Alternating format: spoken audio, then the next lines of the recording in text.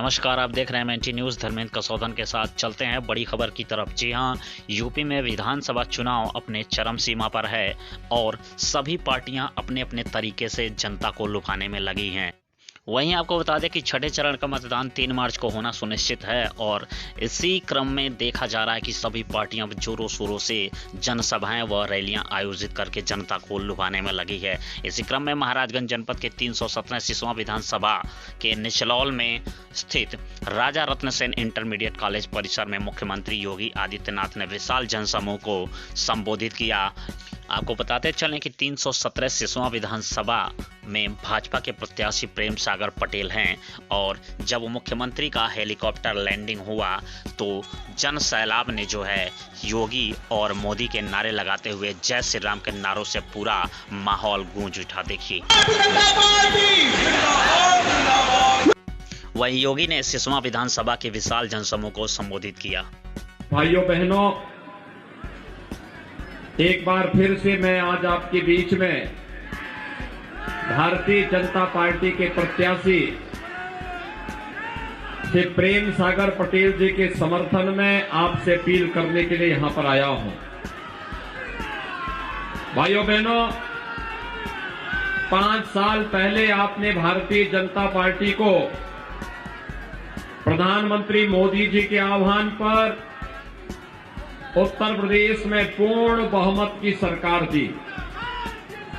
मैं केवल आपसे पूछना चाहता हूं कि भाइयों बहनों, इन 5 वर्षों में आपको कुछ अंतर महसूस होने को हुए दिखाई दिया है? 2017 के पहले बिजली नहीं थी, अब बिजली मिल रही है। 2017 के पहले भी मिलती थी क्या? आज तो मिल रही होगी ना। 2017 के पहले बिजली की भी जाति और मजहब हुआ करती थी। ईद और मुहर्रम में तो बिजली आती थी, लेकिन होली और दीपावली में गायब हो जाती थी।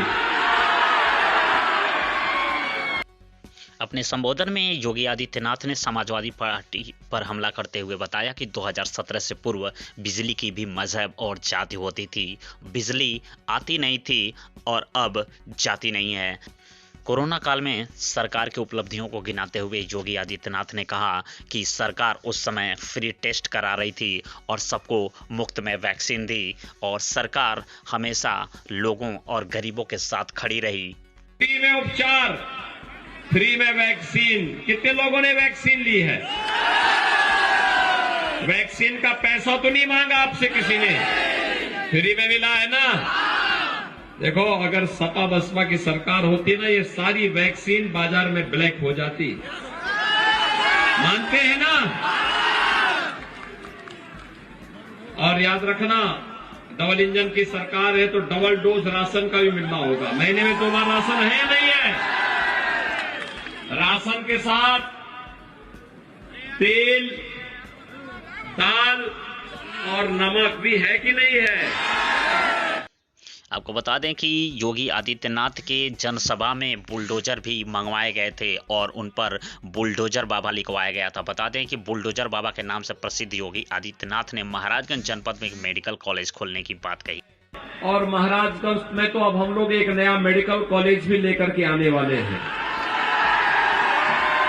ये सभी काम हो रहा है ना। आखिर 17 के पहले ये काम क्यों नहीं होता था? वहीं सपा पर निशाना साधते हुए योगी आदित्यनाथ ने कहा कि उनका नारा था सबका साथ और सफाई का। समाजवादी पार्टी का नारा था कि सबका साथ, लेकिन सफाई खानदान का विकास। आज हमारा नारा है सबका साथ, सबका विकास। विकास सबका, सम्मान सबको, सुरक्षा सबको। लेकिन भाइयों बहनों, सुरक्षा के साथ खिलवाड़ करने, अव्यवस्था फैलाने की छूट किसी को नहीं।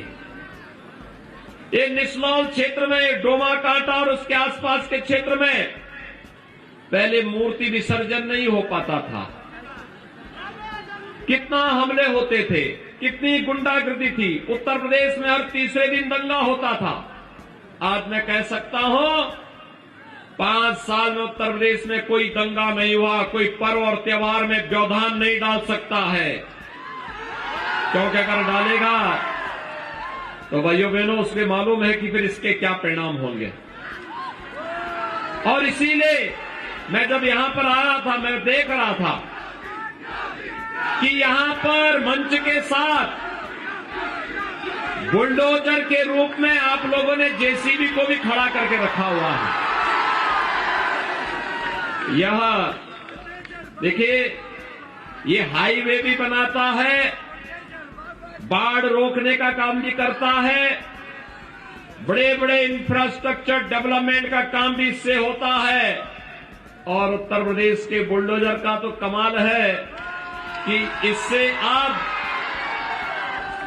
जितने माफिया और अपराधी थे, जो इस गफलत में थे कि चुनाव की घोषणा के बाद वे बाहर निकलेंगे और अव्यवस्था फैलाएंगे, अब जब आज 5वें चरण का चुनाव होने जा रहा है भाइयों बहनों, भारतीय जनता पार्टी पूर्ण बहुमत की ओर आगे बढ़ चुकी है।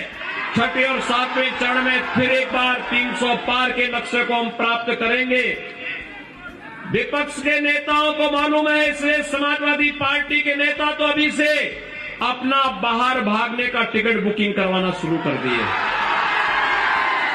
कोई इंग्लैंड भाग रहा है, कोई नेपाल भागने की फिराक में है, कोई ऑस्ट्रेलिया जाना चाहता है। हर व्यक्ति भी से अपने लिए रास्ता निकाल रहा है।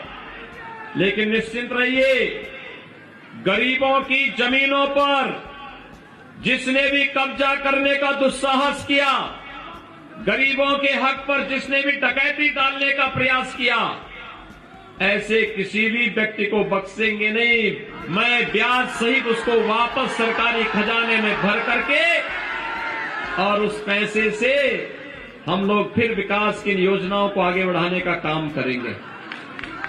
भाइयों बहनों, अभी तो ये झलक है।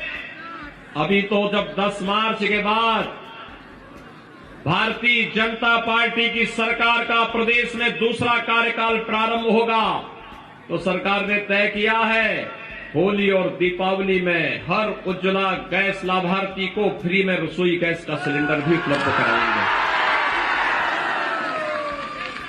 हमने तय किया है 60 साल से ऊपर की हर महिला को परिवहन निगम की बस में फ्री में यात्रा की सुविधा देंगे। अपने अन्नदाता किसानों को अगले 5 वर्ष के दौरान ऐसी व्यवस्था करेंगे कि उसको ट्यूबवेल का बिल न भरना पड़े, फ्री में उसको बिजली मिल सके। इस प्रकार की एक पुख्ता व्यवस्था करने जा रहे हैं। और भाइयों बहनों, यह भी व्यवस्था हम करने जा रहे हैं कि बेटी की शादी के लिए अब तक मुख्यमंत्री की ओर से कन्यादान के 51,000 रुपया मिलता है। इस राशि को 1 लाख रुपए करने की हमारी प्रस्ताव है। बेटी के साथ भेदभाव न हो। मुख्यमंत्री कन्या सुमंगला योजना में अब तक 15,000 रुपए की राशि हम दे रहे हैं। इस राशि को बढ़ा करके 25,000 करने का प्रस्ताव है। वृद्धजनों, विधवा महिलाओं और दिव्यांग जनों की पेंशन समाजवादी पार्टी ने रोक दी थी। हमने इसे बहाल किया, इसमें बढ़ोतरी की। 12,000 रुपए सालाना 1 करोड़ परिवार को प्रदेश में हम पेंशन दे रहे हैं। भाइयों बहनों, सरकार ने तय किया है अगले 5 साल के अंदर इसे 1.5 यानी 18,000 सालाना करने की व्यवस्था करेंगे। 18,000 रुपए सालाना। जो कॉलेज में जाने वाली मेधावी बेटी होगी, मेरिट के आधार पर उसको फ्री में स्कूटी भी सरकार के द्वारा उपलब्ध होगा। और अपना नौजवान कैसे छूट जाएगा फिर? कॉलेज जाने वाले हर नौजवान के लिए, चाहे वह स्नातक में हो, प्रास्नातक में हो, BA, BSc, BCom, BTech, BSc nursing, diploma में पॉलिटेक्निक का है, डिप्लोमा फार्मेसी का है, नर्सिंग का है, आईटीआई कर रहा है। ये जितने भी पाठ्यक्रम हैं, इन सभी युवाओं को टैबलेट और स्मार्टफोन वितरण करने का कार्य हमारी सरकार कर रही है। 1 करोड़ नौजवान को और सरकार ने तय समाजवादी पार्टी ने कंप्लेंट की है। उन्होंने कंप्लेंट की है कि नौजवान को देने की आवश्यकता क्या है। हमने कहा नहीं, विकास में केवल सिपाही खानदान का अधिकार है, बाकी यूपी के नौजवान। लेकिन अब हमने तय किया है 10 मार्च के बाद 2 करोड़ नौजवान को टैबलेट स्मार्टफोन देंगे, डिजिटल एक्सेस फ्री में देंगे।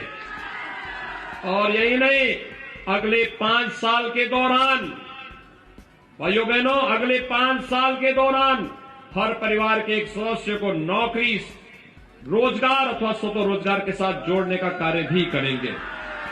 कार्य करने हैं नौजवान के रोजगार के लिए, अन्नदाता किसान की खुशहाली के लिए, महिलाओं के स्वावलंबन के लिए, दंगा मुक्त, भय मुक्त प्रदेश को और भी अच्छे ढंग से आगे बढ़ाने, उत्तर प्रदेश को नंबर 1 प्रदेश बनाने के लिए आज आवश्यकता क्या है भाइयों बहनों? इसके लिए एक ही आवश्यकता है और वह आवश्यकता है एक दमदार सरकार की। दमदार सरकार तब बनेगी जब महाराजगंज जनपद की 5 सीटें भारतीय जनता पार्टी के पास आएगी। सभी लोग सहमत हैं? सभी लोग सहमत हैं? यहां से श्री प्रेम सागर पटेल जी को भारी बहुमत से विजयी बनाएंगे। देखो, जब शिव बाबू आशीर्वाद देने के लिए आ गए हैं, अंकित सिंह भी आशीर्वाद देने के लिए आ गए हैं, और यहां पे भाजपा और इंडिया वाहिनी की सारी ताकत मिलकर के काम करेगी, तो सिर्फ प्रेम सागर पटेल जरूर चुनाव जीत जाएंगे।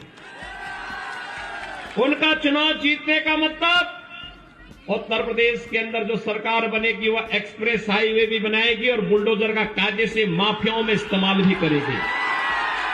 सहमत हैं सभी लोग? ये जो घर के ऊपर हैं लोग, आप लोग भी सहमत हैं ना? सभी लोग प्रदेश में चाहते हैं कि दमदार सरकार बने, आपके हितों को संरक्षण देने वाली सरकार बने, इसके लिए सहमत हैं? तो दोनों हाथ ला करके मेरे साथ बोलेंगे। दोनों हाथ जहां तक मेरी आवाज जा रही है, दोनों हाथ ला करके मेरे साथ बोलेंगे, भारत माता की, भारत माता की, भारत माता की। भाइयों बहनों, चुनाव के दिन पहले मतदान फिर जलपान। पहले मतदान कमल चुनाव चिन्ह पर प्रेम सागर पटेल को भारी मतों से विजयी बनाने की अपील आप सबसे करते हुए वाणी को देता हूं विराम।